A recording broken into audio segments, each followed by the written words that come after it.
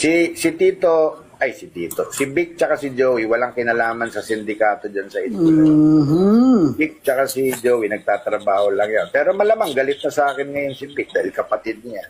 Wala akong magagawa. Inaapi ako ng Itbulaga. Saka yung sinasabi nila na wala akong utang na loob. Unang-una, sa politika gusto yung side ni Tito Sen. Nandiyan siya sa side ng ng nakaalyado siya sa gobyerno doon pa lang hiwalay na kami. Ano bang ibig sabihin nito? Dahil 6 years ago membro ako ng Itbulaga. Magpapakasuta na lang ako kay Tito Sen, ganun ba yun? Wala ba akong sariling buhay? Wala ba akong sariling desisyon? Tama.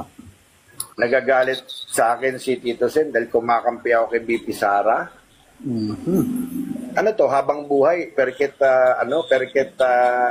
magkasama tayo dati, Tito Sen, perket magkaibigan tayo dati.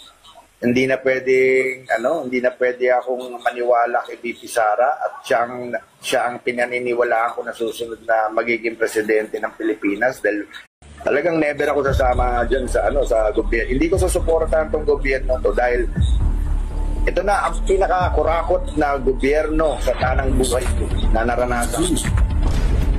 Tapos wala pa nangyayari. Tapos susuportahan ko kayo diyan sa nyo. Hindi, dito ako kay BP Sara. Dito ako sa DTS. Magdedeklara na akong DTS.